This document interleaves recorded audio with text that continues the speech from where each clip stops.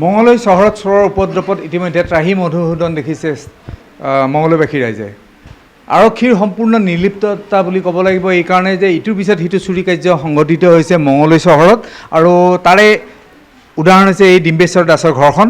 ডিম্বেশ্বৰ দাসৰ ঘৰৰ পৰিয়াল নাই, তেওঁলোক কোনো স্থানলৈ গৈছে, বাহিৰলৈ গৈছে। বাহিৰত যোৱাৰ পাছত এই ঘৰটোৰ পৰিৱেশ আমি দেখুৱাইছোঁ। কেমেৰা পাৰ্চন ধৰ্মই আপোনালোকক সম্পূৰ্ণ পৰিৱেশ দেখুৱাই আছে। এয়া হৈছে পৰিৱেশ। সম্পূৰ্ণ যি ঘৰখন আছে সেই ঘৰখন লুটি নিছে আৰু ইয়াত যিমান বাচন বৰ্তন আছিলে বা যিমান যি তেওঁলোকৰ সামগ্ৰী আছিলে এই সমগ্ৰ সামগ্ৰী আচলতে ইয়াত লুটি লৈ গৈছে। দেখিছে আপোনালোকে কেনেধৰণে লুটি নিছে। মোৰ লগত এইখন ঘৰৰ সম্পৰ্কীয় লোক এগৰাকী আছে, মহিলা এগৰাকী, তেওঁৰ পৰা জানিব পাৰিছে যে আপোনালোকে চোৰ হোৱা বুলি কেনেকৈ গম পালে? মই আহিছিলোঁ অকণমান আগতে। মই সদায়ে চাফা তাফা কৰি থৈ যাওঁ। কালি আৰু পৰহি মই অহা নাছিলোঁ। ল'ৰাটো এক্সিডেণ্ট তাতে বেনাৰছত, মন চন বেয়া, কান্দি কাটি থাকিলোঁ কালি আৰু পৰহি। আজি ভাবিলোঁ আহোঁ একপাক। এতিয়া আপোনাৰ কি হয়? মোৰ হেৰি হয়, এখন মানে বিয়ৈ ঘৰ। ডাঙৰ ল'ৰাটো মোৰ ছোৱালীটো বিয়া কৰাইছে ডিম্বেশ্বৰ দাসে। এতিয়া এইখন ঘৰত কোনো নাই, তালা চালা মাৰি থৈ এওঁলোক আছিল। মই যেতিয়া তাতে থাকোঁ তেওঁলোক ইয়াতে থাকে। এতিয়া তেওঁলোক তাতে যোৱাত মই সিখন ঘৰত থাকিলোঁ। তাৰপিছত আহি চাওঁ যে তালাটো ধুনীয়াকৈ খোলা আছে।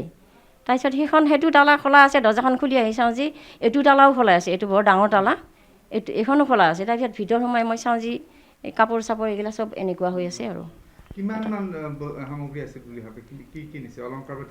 অলংকাৰ পাতি নাছিল নহয়নে বাৰু, কিন্তু কাঁহ পিতলৰ মাল আছিল। কিয় বিয়নীৰ বহুতখিনি কাঁহ পিতলৰ মাল আছিল। আমি কাজতো দেখা পাইছোঁ।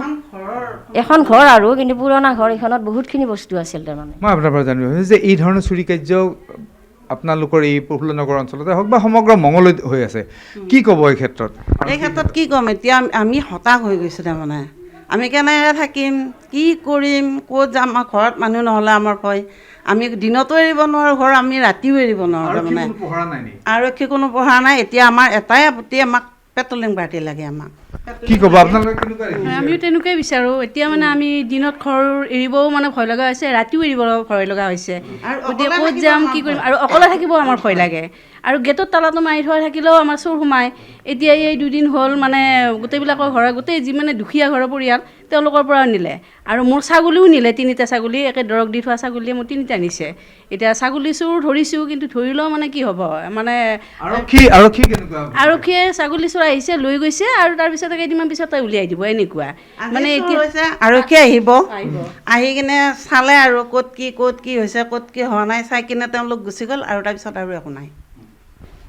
এয়া হৈছে আমি এয়া ৰাইজৰ মানে ৰাইজে এই ধৰণে বক্তব্য ৰাখিছে যে আৰক্ষীৰ যি ভূমিকা সেয়া সম্পূৰ্ণ আচলতে ফপলা ভূমিকা বুলি ক'ব লাগিব। আমি দেখুৱাইছোঁ সমগ্ৰ পৰিৱেশ। আমাৰ লগত আৰু একাংশ লোক আছে, আমি তেওঁৰ পৰা জানিব যে কি ক'ব যে আৰক্ষী যথেষ্ট আছে, গিজে আছে বুলি ক'লে ভুল নহ'ব। তেনেকুৱা ক্ষেত্ৰতো এই ধৰণৰ চুৰি কাৰ্য একচুৱেলি ক'বলৈ গ'লে লাজ লগা। আমাৰ মঙলদৈ থানা, সদৰ থানাৰ পৰা মাত্ৰ 2 কিলোমিটাৰ ভিতৰত আমাৰ প্ৰফুল্ল নগৰ এৰিয়া পৰে। এইটো সপ্তাহত মোটামুটি 4খন ঘৰত চুৰ হ'ল ইতিমধ্যে।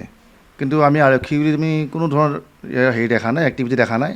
এই যদি আমাৰ পাৰে পেট্ৰলিং হ'লে ভাল হয়, কিন্তু পেট্ৰলিঙো ব্যৱস্থা কোনো ধৰণৰ দেখা নাই। কিন্তু আজি তাৰিখলৈকে যাৰ নেকি সুবিধা লৈছে চোৰে, কাৰোবাৰ ঘৰত মানুহ নাথাকিলে চোৰে মোটামুটি যদি আপুনি যদি আধা ঘণ্টা নাথাকে কোনো মানে পৰিয়ালত মানুহ চুৰ হৈ যায় লগ।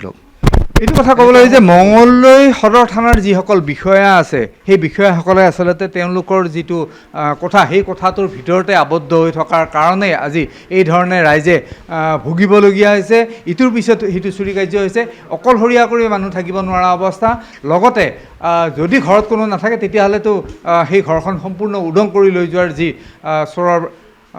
চোৰে যি ধৰণে উদং কৰি লৈ গৈ আছে, তাৰ পৰা এইটো কথা ক'ব যে ৰাইজৰ নিৰাপত্তা নোহোৱা হৈছে। যিকোনো মুহূৰ্তত যিকোনো ঘটনা ঘটিব পাৰে। গতিকে ৰাইজে অনুৰোধ জনাইছে যে পেট্ৰলিং লাগে, পুলিচৰ তৰফৰ পৰা পুলিচৰ যি পহৰা, সেই পহৰা ব্যৱস্থা অলপ বেছিকৈ হ'ব লাগে।